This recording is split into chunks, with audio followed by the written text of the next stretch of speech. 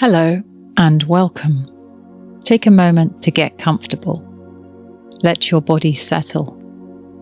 Feel the weight of you against whatever is holding you right now. This is a B1 English story. The language is natural, rich and real. Don't worry about understanding every single word. Just let the story carry you. Like a train moving through the evening, gently, steadily. Take a slow breath in, and let's begin. Maya almost missed the train. She'd been sitting in the café at the station for nearly an hour, completely lost in her book. It was a good book, a very good book. The kind that made the world around you go quiet, where the noise of the coffee machine and the conversations at nearby tables and the sound of announcements over the speakers all faded away into something soft and unimportant. She had a cup of coffee in front of her. It had been hot when she ordered it. Now it was cold. She hadn't noticed. The cafe was a warm place, small, a little crowded, with round wooden tables and mismatched chairs. The walls were painted a deep green, and there were small plants on the windowsill, some of them doing well, some of them clearly struggling. Someone had hung little fairy lights along the top of the window, even though it wasn't Christmas. Maya liked that. It made the place feel like it was trying to be cozy on purpose. She turned a page. Outside the window, she could see the platforms. Trains came and went. People moved through the station with purpose, wheeling luggage, checking phones, walking fast. A small boy in a red coat was running ahead of his mother, arms out wide, pretending to be an aeroplane. His mother was calling after him in a tired, affectionate voice. Maya watched them for a moment, smiling. Then she looked back at her book. She turned another page. Then she looked up, not for any particular reason, just one of those moments when your eyes need to rest, and she noticed the clock on the wall above the counter. 6:54. She looked at it for a moment, not quite understanding. Then understanding arrived. Her train left at 6:55. She grabbed her book. She grabbed her bag. She knocked over her coffee cup. Thankfully empty, and it made a loud clattering sound that caused several people to look up. She muttered sorry to no one in particular, pushed back her chair with a scraping sound, and ran.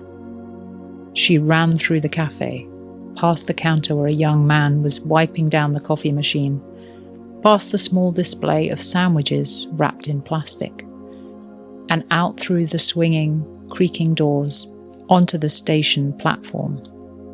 The station was busy. She dodged around a woman with a large suitcase. She stopped to one side to avoid a group of teenagers who were standing in a loose circle, all looking at the same phone. She could see the platform ahead, platform 4, and a train sitting there with its doors still open. She ran harder. She made it through the doors just as they were closing. There was a soft mechanical sound, the doors pressing shut behind her, and then the train began, very slowly, to move. She stood in the aisle for a moment, catching her breath. Her heart was hammering. Her bag had slipped off her shoulder. Her hair, which had been reasonably tidy when she left the house that morning, was now in her face. She stood there breathing. The carriage was about half full. A few people glanced up at her, the way people do when someone arrives in a hurry, and then return to their own worlds, their books, their phones, their quiet thoughts. Maya pushed her hair back. She straightened her bag. She found a seat by the window, a forward-facing seat, which she always preferred, and sat down heavily. The seat was comfortable, worn, slightly the way train seats get after years of use, but comfortable in that particular way of things that have been used a lot and have softened with time. She put her bag on the seat beside her and looked out of the window. Outside, the platform slid away. She could see the station, the clock she had noticed too late, the cafe window with its fairy lights, and then it was gone. The city began to take its place, buildings close together, backs of houses, washing lines, car parks, a canal reflecting the last of the evening light. Gradually, steadily, the city began to thin out. Buildings gave way to fields. Fields gave way to open sky. The train settled into its rhythm, a steady, rocking motion, and a low sound like breathing. Maya watched the world pass by. She noticed a dog standing in a garden, looking up at the train as it passed, just standing there watching. She wondered what a dog thought about trains. She noticed a woman in an upstairs window of a house, just a shape, really, a silhouette, who appeared to be dancing, alone in her own room, moving to music Maya couldn't hear. She noticed a road that ran alongside the tracks for a while and then turned away and disappeared into the trees. She wondered where it went. The sky above it all was wide and pale, not quite blue anymore, not quite dark, that strange transitional colour of early evening that doesn't have a simple name. Maya felt her heartbeat beginning to slow. She realised she was still holding her book. She had carried it all the way from the cafe without thinking about it. She looked at it now, a little battered, the cover slightly bent from being carried in her bag, and she felt a warm, affectionate feeling for it, the way you feel for something that has been good company. She set it on her lap. She looked out of the window again, and then, because she was a careful person at heart, even when she had just run for a train in a panic, she took her ticket out of her bag and looked at it. Then she looked at the sign above the door. Then she looked at her ticket again. This was not the right train. She read the sign again, slowly, as if reading it more slowly might change what it said. This service is for Linford, calling at Brentwick, Marsh Crossing, Highfield, and Linford Central. She looked at her ticket. Ashton, departing 1855. She looked back at the sign. Linford. She was going to Linford. She needed to be in Ashton.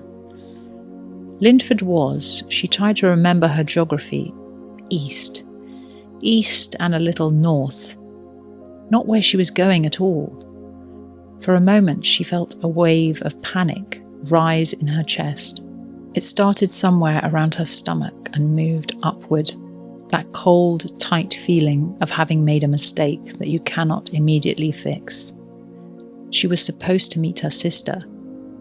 There was a birthday dinner, their mother's birthday, a big one, a round number, the kind with speeches and flowers and a cake that someone had ordered especially. People were waiting. People were already there, probably, at the restaurant, ordering drinks, reading menus, wondering where Maya was. She closed her eyes for a moment. She breathed. Then she took out her phone and called her sister. It rang twice. "Maya, where are you? We're all here. We've just sat down." "I'm on the wrong train," Maya said. There was a pause long enough that Maya started to feel worse, and then her sister laughed. Not unkindly, not in the way that means, how could you be so foolish? But genuinely, warmly, the surprised, helpless laugh of someone who loves you very much and also finds you completely ridiculous in the best possible way. The kind of laugh that only comes from years of shared history. The kind that only a sister can give. Only you, Maya. Maya laughed too, despite herself.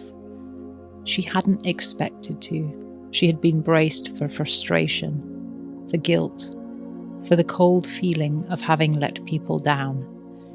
Instead, she was sitting on a train, going the wrong way, laughing with her sister.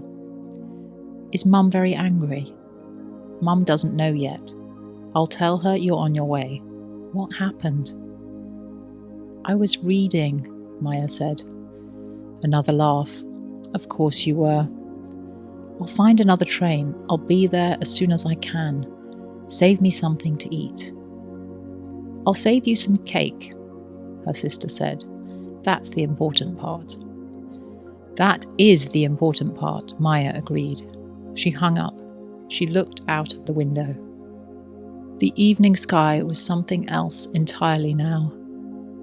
While she had been panicking, while she had been on the phone, the light had been quietly doing something extraordinary. The sun was low, very low, and it had turned everything gold. Not the pale, tired gold of an ordinary evening. This was rich and full, the kind of gold you see in old paintings, in illuminated manuscripts, in the windows of churches when the sun comes through the glass. It bathed the countryside in a glowing, generous light that made everything look softer and more significant than it usually did. Golden fields stretched out in every direction. The wheat, or was it barley, Maya could never remember the difference, caught the light and seemed almost to glow from inside, like the fields were lit up, like they were remembering the sun. Among them, green patches, darker green, the vivid green of trees and hedgerows, still holding their colour even as everything around them turned warm. Sheep dotted the landscape, white shapes against gold and green, absolutely still, the way sheep often are in the evening, as if they too were watching the light. A river appeared. Maya hadn't seen it coming. Suddenly it was just there, wide and slow and perfectly calm, reflecting the sky above it like a long mirror, gold light on the water, a single tree bending toward the bank. And then it was gone again, behind a line of trees that closed over it like a curtain. She pressed her face a little closer to the glass. She had never been to Linford. She didn't know anyone there. She had never thought about Linford at all, really. It was just a name she might have seen on a map, or place that existed in a way that all places exist when they have nothing to do with you. But suddenly, looking out at all that golden light, at those fields and that river, and those still, contented sheep, she didn't feel anxious anymore. The panic had gone. The tight feeling in her chest had loosened. She felt something else in its place, something quieter and more interesting. She felt curious. I have never been here before, she thought. I don't know what this place looks like. I don't know its streets or its sounds or what it smells like in the morning. I'm going somewhere I have never been. There was something in that thought that she hadn't expected, something that felt not quite like excitement, softer than that. Gentler, the feeling of a door you didn't know was there, opening just slightly, letting in a little light. She would get off at Linford, she would figure it out. There would be another train, or a bus, or a taxi, something. The world was full of ways of getting from one place to another. Her sister would save her some cake. The important thing was settled. For now she leaned her head against the cool glass of the window. The countryside moving past her, slowly blurring.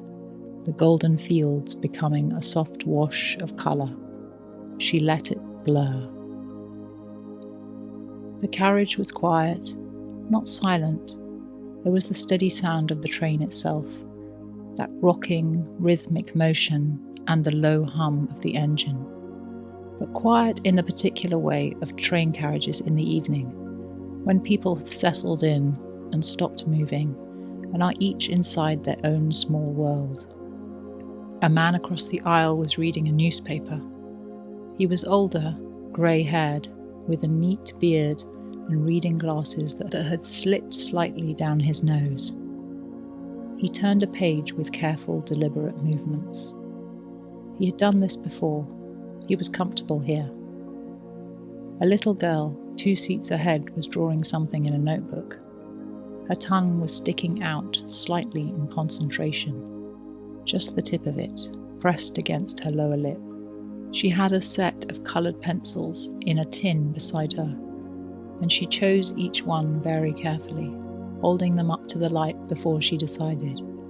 Maya couldn't see what she was drawing, but it seemed to require a great deal of orange.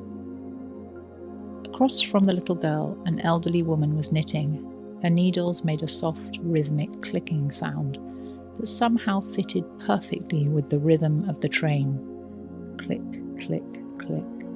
She wasn't looking at her work. She was looking out of the window with a peaceful, distant expression, as if her hands knew what to do without being told. Near the doors, a young man was asleep. His head was resting against the window at an angle that looked uncomfortable. But he was deeply, peacefully asleep, his mouth slightly open, his arms folded across his chest. He had probably been awake a very long time. Maya watched all of them. She had always liked this about trains, the way they gathered people together without asking them to interact. Everyone going somewhere, everyone with a reason, a destination, a story. But here in this carriage, in this evening light, all of these separate lives were briefly in the same place, moving in the same direction, at the same speed, through the same golden landscape. She found it comforting, the train rocking gently from side to side. She thought, sometimes the wrong train takes you somewhere worth seeing. She didn't know if she had heard that somewhere or read it somewhere, or it had just come to her in this moment. It didn't matter. She held it in her mind and turned it over slowly, like a smooth stone. Sometimes the wrong thing takes you somewhere worth seeing. Sometimes the mistake is the point. She closed her eyes. She didn't sleep, not quite, but she drifted into that warm, soft place between thinking and dreaming, where thoughts become slower and stranger and less attached to anything in particular, where you might be thinking about sheep one moment and then, without quite knowing how, thinking about something you did when you were 7 years old, and then thinking about nothing at all, just warmth, just the motion of the train, just the sound of knitting needles going click, click, click. When the train pulled into Linford station 20 minutes later, Maya stepped onto the platform and stopped. She looked around. It was a small station, much smaller than the one she had left, smaller than she had expected, though she hadn't known what to expect. 2 platforms, a footbridge between them painted dark green, stone walls, old stone, the kind that has been there for a very long time and has absorbed the colour of rain and seasons. Someone had put flower boxes along the platform edge. They were full, petunias, Maya thought, in purple and white and deep pink, tumbling over the edges of the boxes in a slightly untidy way that was somehow very appealing. At the far end of the platform, there was an old wooden bench, painted green like the footbridge. Someone had carved something into the back of it. She was too far away to read it. Above the door to the station building, a single lantern hung. It was lit, a warm amber glow, steady and quiet, the light it cast making a small circle on the stone step below it. Maya stood there for a moment, just looking. The other passengers moved around her, past her, through the doors and out into the town. The older man with the newspaper, the little girl now holding her mother's hand, the notebook tucked under her arm. The young man who had been sleeping was still blinking, confused, checking his phone. And then they were all gone, and Maya was alone on the platform. The air smelled different here, not like the city, greener, cooler. There was something underneath it, grass or water or earth after rain. She breathed it in slowly. She walked towards the station building and pushed open the door. Inside, the station was small and warm. There were 2 wooden benches against one wall, and a board with timetables pinned to it, and a small shelf with leaflets about local walks and local attractions. A poster advertised something called the Linford Summer Festival, which appeared to have taken place 3 years ago. At the far end of the room, there was a small information desk. A woman was standing behind it, sorting through some papers. She was perhaps 60, with short grey hair and a kind, capable face, the face of someone who has answered many questions and enjoyed most of them. She was wearing a dark blue cardigan and a small badge that said, "Helpful." She looked up when Maya came in. "Good evening," she said. "Good evening," Maya said, and then, because she might as well, "I got on the wrong train." The woman's expression didn't change into something pitying or surprised. Instead, she gave a small nod, as if this was a perfectly reasonable thing to have done. "It happens more than you'd think," she said. "Where are you trying to get to?" "Ashton." "Ah." The woman turned slightly and looked at a timetable on the wall behind her. "The last train to Ashton leaves at 8:15, platform 2. She turned back. "That gives you," she checked the clock, "just under an hour and a half." Maya looked at the clock too. An hour and a half. She'd been thinking in terms of minutes, of how quickly she could get back, how little time she would lose. And now there was an hour and a half. A generous stretch of time being handed to her unexpectedly. "Is it that obvious," Maya said, "that I don't know where I am?" The woman smiled, a warm smile, the kind that reaches the eyes. "First time in Linford?" "Yes." "Well." The woman leaned forward slightly, with the manner of someone who is about to share something they genuinely believe in. "You have time. There's a lovely little place just up the road. Turn left out of the station. Follow the road for about 5 minutes. You'll see it on your right. Small place, blue door. They do the best soup in town. Possibly in a wider area than that, but I don't want to make promises I can't keep." Maya looked towards the door. "Soup," she said. "And bread," the woman added. "Very good bread." She turned left out of the station. The evening air was cooler now, the gold of the light deepening towards something richer. Orange at the horizon, fading to a soft blue above. The first stars were appearing, faint and tentative, the way stars do when they're not yet sure if it's dark enough. The road was quiet, a main street of some kind, though small, the kind of street that a town builds itself around. Old buildings on either side, a mixture of different periods and styles, but all made from the same pale stone, so they looked like they belonged together even when they didn't quite match. A bookshop with a light on in the back room, books in the window, and a handwritten sign in careful letters.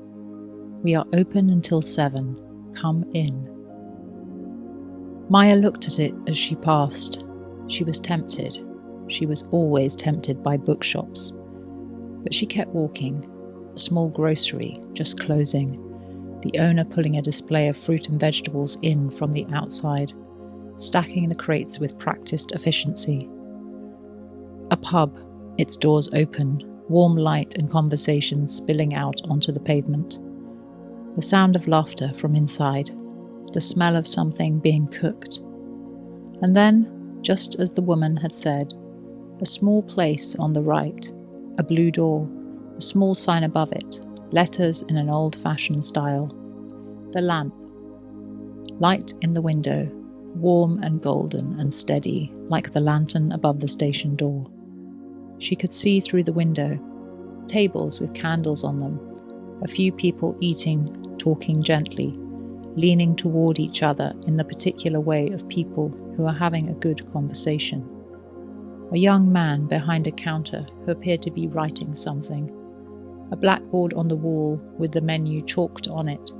She couldn't read it from here, but she could see that it wasn't long. Not many things. The things they had, and nothing else. Maya pushed open the blue door. The smell hit her first, something warm and complex. Onions and herbs and something deeper underneath. The kind of smell that takes time to develop. The kind of smell that means someone has been standing in a kitchen for most of the afternoon, paying attention. The room was small, 6 or 7 tables, round, with white tablecloths, each with a candle in a small glass holder. The walls were painted a dark cream, and there were framed things on the walls. Old maps, a print of a bird, a photograph of fields that might have been the fields outside of town.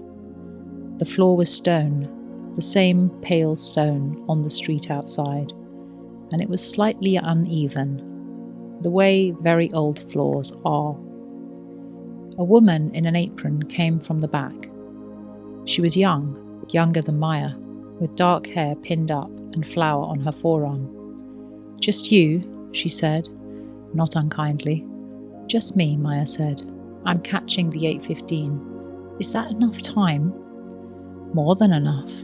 The woman gestured to a table by the window, the one with the best view of the street. "Sit here. You can watch the town." Maya sat down. She watched the town. Outside, the street was still quiet, but not empty. A couple walked past slowly, holding hands. A man on a bicycle. 2 older women standing talking outside the closed bookshop, not in a hurry to go anywhere. The candle on her table flickered as the woman came back. "Soup tonight is roasted tomato," she said, "with thyme. The bread is white, sourdough, or a seed loaf, all baked here this morning, and if you want something to finish, there's a lemon cake." "The soup," Maya said, "and the sourdough, and yes, the lemon cake."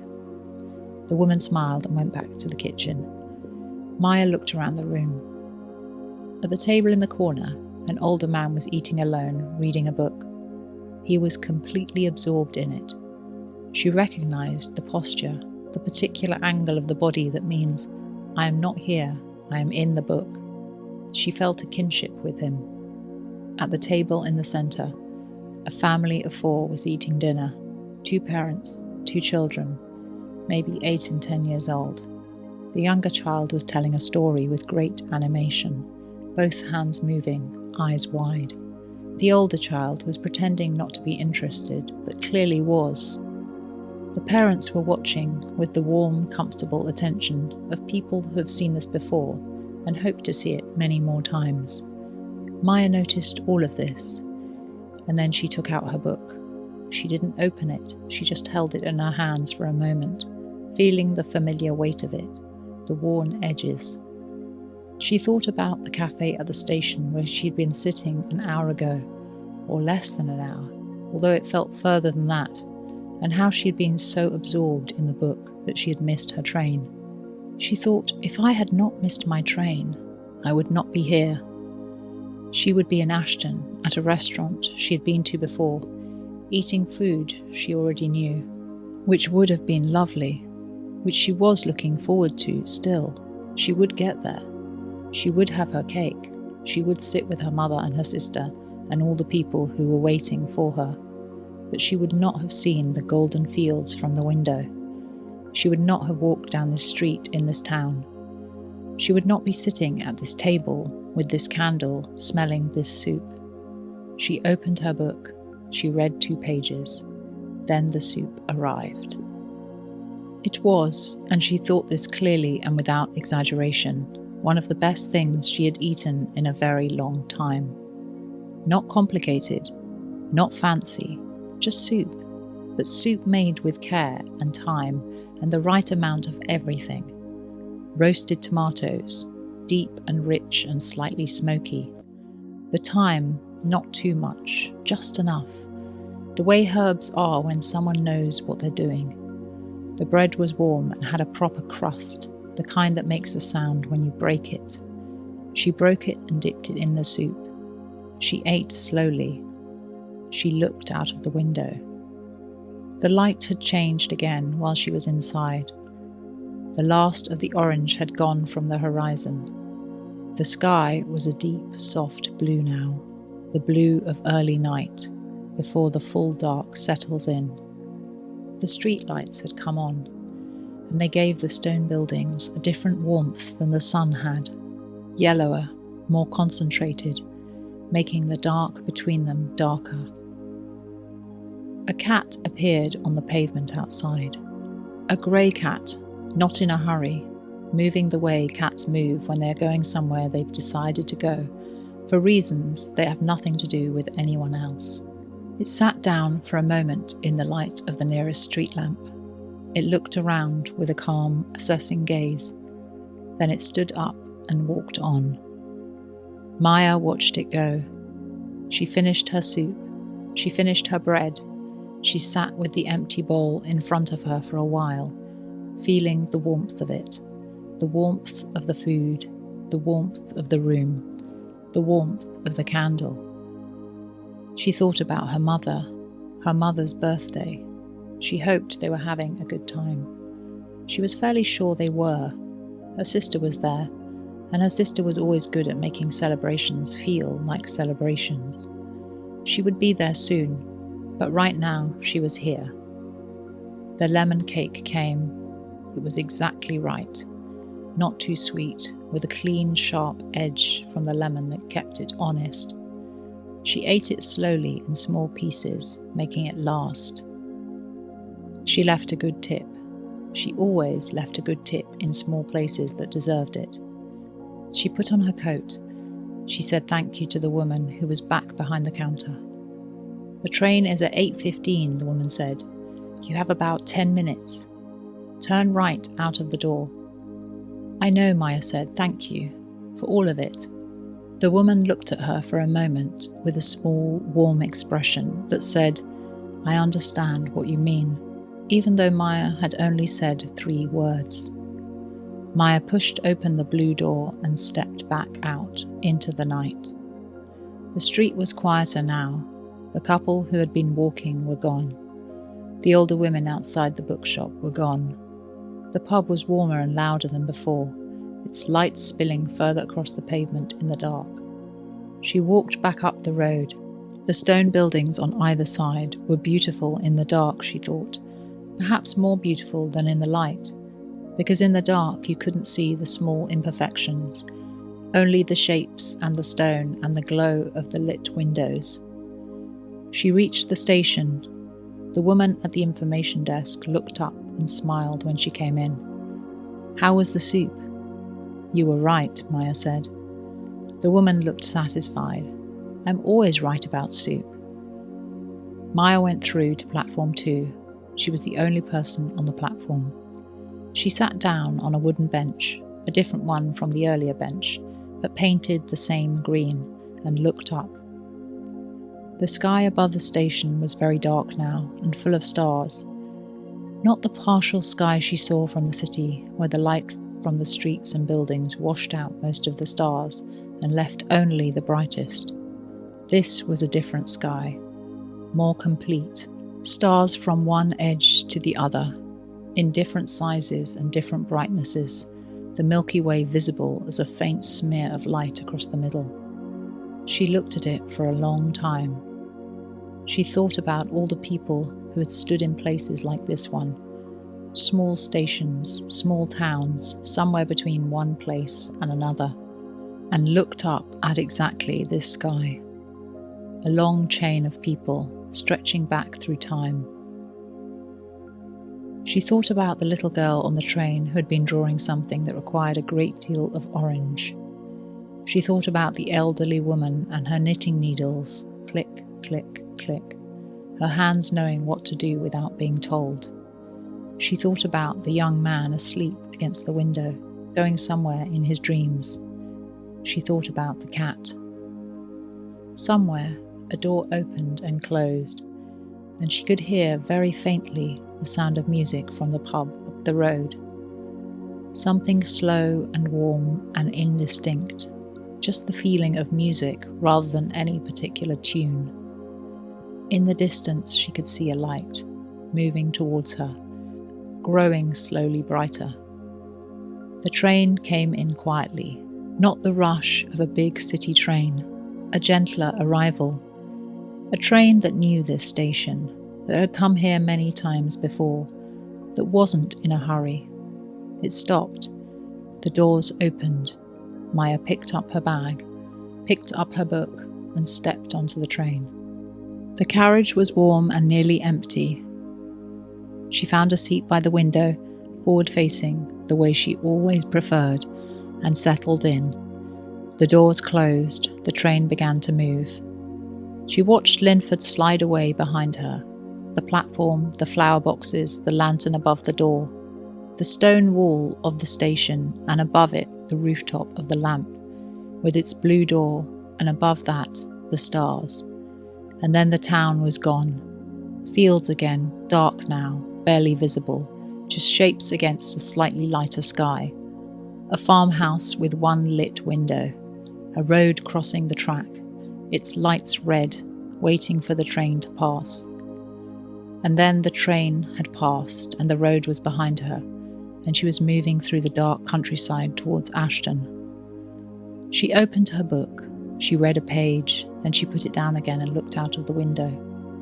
She thought about the woman at the information desk. "I'm always right about soup." She smiled at that. She thought about what the woman in the café, the woman in the apron, had said when she'd sat her by the window.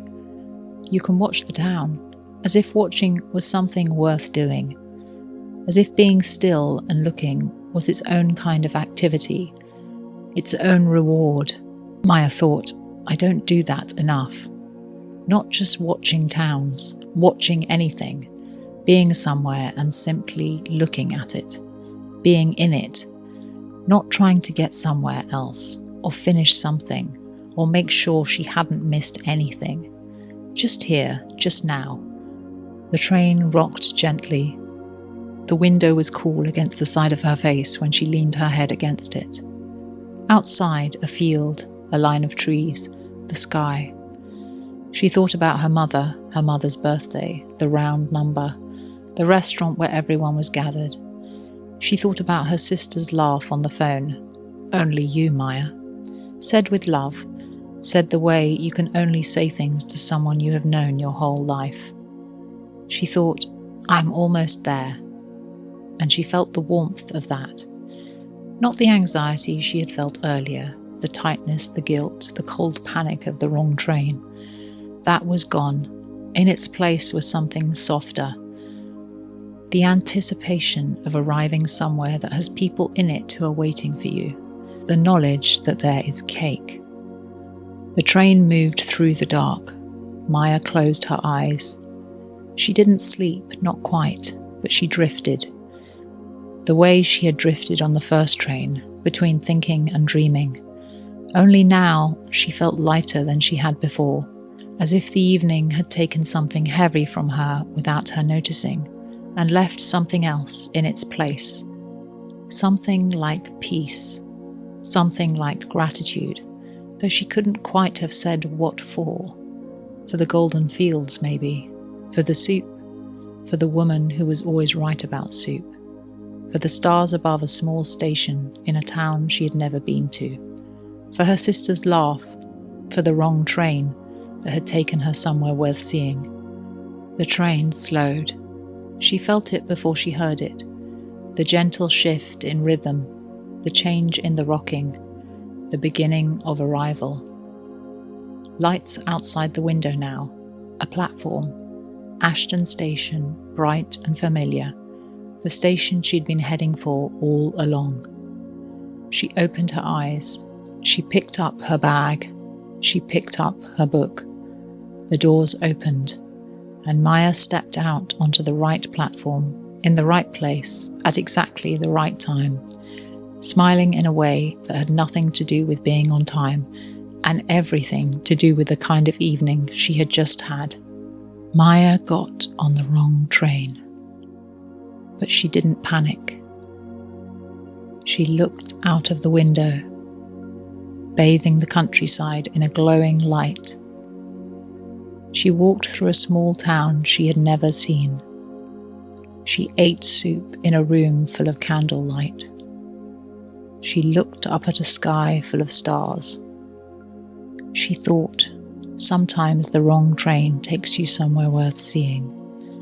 And she smiled.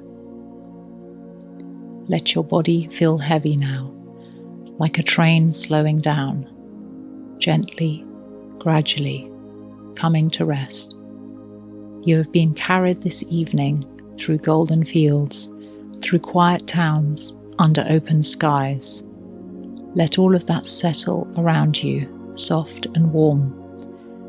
Whatever today brought you, you are here, you are safe. Sleep well.